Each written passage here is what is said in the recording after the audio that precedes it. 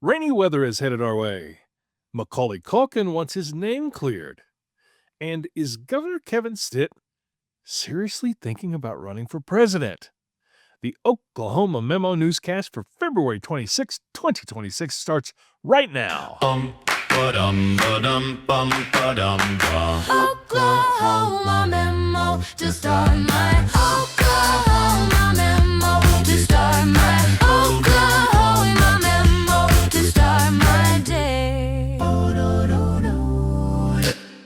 Howdy, my name is Ryan Welton, the founder and curator of the Oklahoma Memo newsletter, your daily local news recap that hits your inbox at 7 a.m. Monday through Saturday. You can sign up at oklahomamemo.com/subscribe. And it was a late-breaking story yesterday, and it was in the newsletter, but we're learning more today about what was in the Tulsa Flyer last night. Anna Coletto with the story. Tulsa Public Schools investigating after student walkout ends with pepper spray from campus police. If you remember, earlier this month in February, there was an incident in Mustang in which some students alleged that they were sprayed with pepper spray. Nothing really became of that incident, and sources tell me there won't be anything come of that incident. However, the Tulsa School District acknowledges that these students were hit with pepper spray, even one student taken to a local hospital. Here's the lead from Anna Coletto in Tulsa Flyer. Campus police used pepper spray on Will Rogers students Wednesday during an anti-ICE walkout, according to Tulsa Public Schools.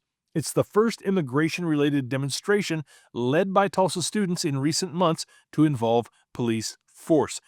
Heretofore, all of the incidents or all of the protests had gone without incident. There was another protest yesterday. I believe that one was in Bixby, but there have been protests all around the state since the first of the month. The investigation is ongoing, according to district spokeswoman Caroline Crouch. Crouch declined to identify the campus police officer, according to the Tulsa Flyer report. I will keep you updated as to developments on this story. Just subscribe right here or sign up for that newsletter at oklahomamemo.com/subscribe. I've got some breaking news I've got to tell you. And that breaking news takes us to the Tulsa World, who pushed out Thursday afternoon that Oklahoma now joins the list of states sued by the Department of Justice over voter registration info request. The story filed by Curtis Kilman, lead. The Justice Department asked a federal judge on Thursday to order the state of Oklahoma to turn over all of its voter registration data after a state official declined, citing state law. Oklahoma is one of 5 states sued by the federal government Thursday over their failure to produce voter registration lists with driver's license numbers and partial Social Security numbers. There's a big concern that really this effort is mostly about suppressing the vote. And from an Oklahoma perspective, Governor Kevin Stitt has long been a states' rights 10th Amendment advocate. He wants what should be done by states left to states. However, Attorney General Pam Bondi disagrees. She wrote, or she is quoted in this story from the Tulsa World as saying, "Accurate, well-maintained voter rolls are a requisite for the election integrity that the American people deserve." More on this story from Tulsa World. You have to be a subscriber to read it. I'm a subscriber. It's worth it. 3 things you need to know. 3 things you need to know. Ba-ba-boo it up. 3 things you need to know. 3 things you need to know.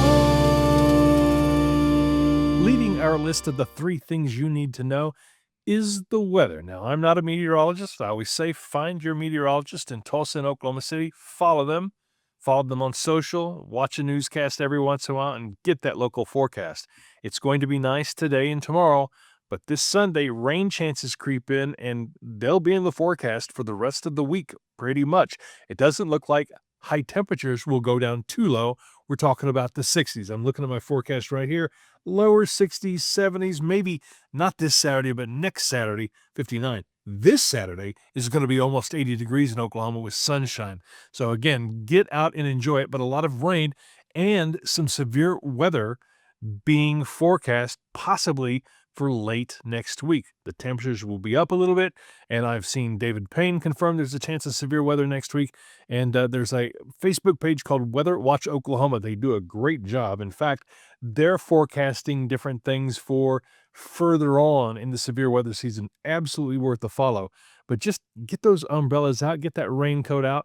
Rain is going to be in the forecast starting on Sunday. Number 2, and this one comes from KOCO. Actor Macaulay Culkin files to have an Oklahoma arrest from years ago expunged. The arrest happened in 2004. Macaulay was arrested during a September 2004 traffic stop on Interstate 44 in Oklahoma City. He pleaded guilty and was given a 1-year deferred sentence. I don't even remember what it was he was arrested for. They found substances, the police did, in his car after he was pulled over for speeding. The substances included marijuana, Xanax, etc.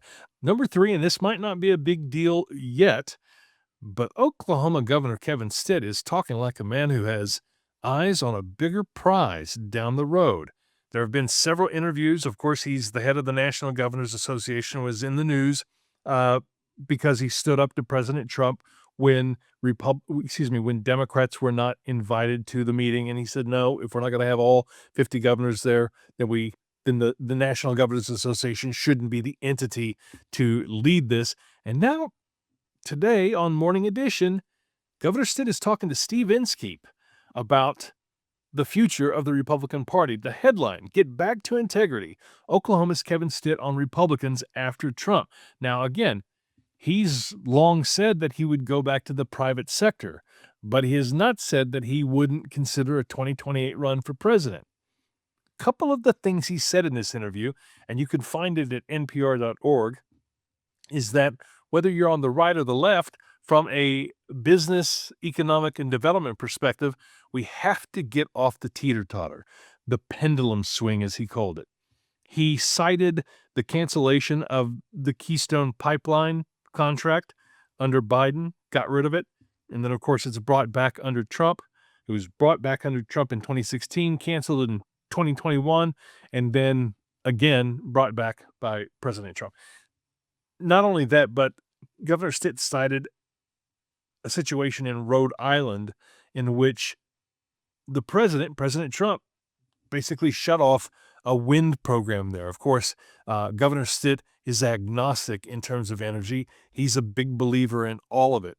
However, his underlying statement, Get Back to Integrity, sort of alluded to a time in the Republican Party pre-2012, in the era of Romney and of McCain. And a lot of what he talked about sure sounded like a trial balloon. More on that later. Just keep an eye on that down the road. The big story. The big story. The big story.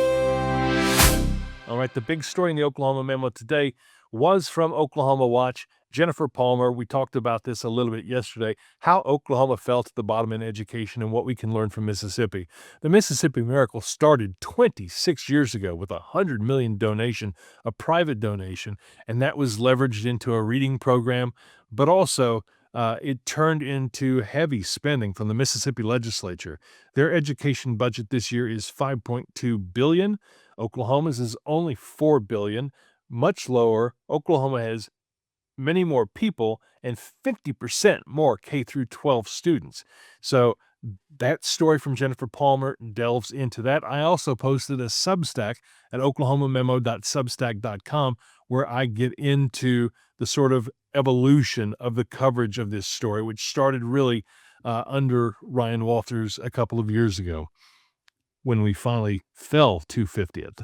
The other big story in the Oklahoma Memo today is about Epic Schools and their co-founders. A former CFO testified, and he's being given a deal to where he doesn't have to go to prison. But Josh Brock testified that basically Epic's co-founders worked to send money to a dark money group that would support any candidate who would go against State Auditor Cindy Byrd. Brock said the co-founders David Cheney and Ben Harris encouraged him to run against State Auditor Byrd after her office's 2020 Epic audit. reported financial wrongdoing. That audit caused a storm of controversy. This is from Nuria Martinez-Keel of Oklahoma Voice, and led to the school cutting ties with Cheney and Harris's company, Epic Youth Services. This is a story worth reading because it sort of goes behind the scenes in terms of the motivations of the men who were leading Epic at the time. And then, as always, we have the Oklahoma Rundown, stories from across the state, Guymon to Idabel, Altus to Miami.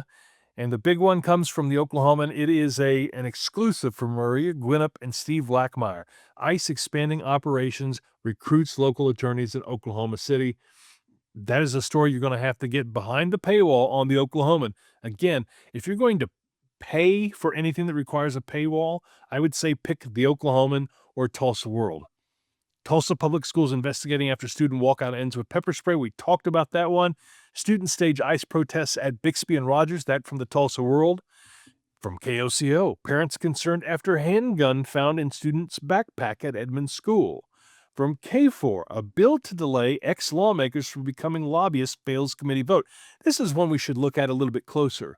There was a bill that would delay, that would not allow ex-lawmakers to automatically become lobbyists once they were out. That's a frustration that the populace has all across the country, that lawmakers basically go to office so that after they're out of office, they can become an effective lobbyist. Apparently, people in office here in Oklahoma said, no, we want that option to still be on the table. And finally tonight, a conversation with former OU point guard Willie Warren.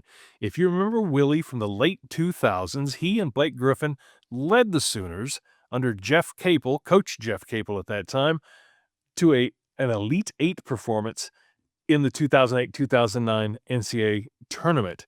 They eventually lost to national champion North Carolina after beating Morgan State, Michigan, and Syracuse. It was a fun team. That team also had Tony Crocker. Remember him? Austin Johnson.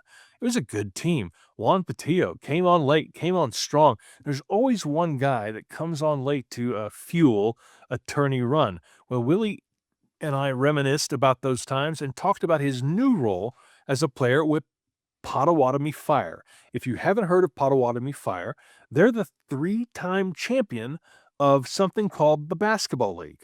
Now, Potawatomi Fire, based in Shawnee, they play at Fire Lake Arena by the casino. They're one of 3 teams in the Basketball League.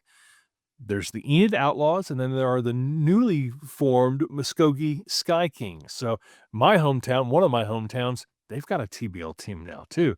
I believe they came over from Wichita. But Willie and I talked about what it's like to play for Potawatomi Fire and what he brings to the table. So you have that core coming back. How do you see Willie fitting in with the team? And do you have any special plans for his skill set? Yeah, absolutely. I mean, if we didn't have plans or didn't feel like he was going to bring something special to the team, we probably wouldn't have brought him on. But, besides Willie's talents and his abilities as a basketball player, he's an even more impressive person. His professionalism is such a big deal. And I'm always looking for that in all our players when they come here. But he brings a calmness, his experience, his knowledge, his wisdom that he can share with the new guys, even with the guys who've been playing this for a long time. He brings something special that he can share and lead this team in a variety of different ways. Willie, it's sort of it sounds like a mentor role. Oh, I'm at that age. Trust me, I've been heading in that direction. Like I said, I was coaching this past year at Nolan Catholic, head coach for JV varsity assistants. So, I've been getting in these younger guys' ear for other than just these last couple of days. And that's going to do it for a Thursday edition of the Oklahoma Memo Newscast. If you've enjoyed this, like, comment, even subscribe. There'll be a playlist of all the newscasts.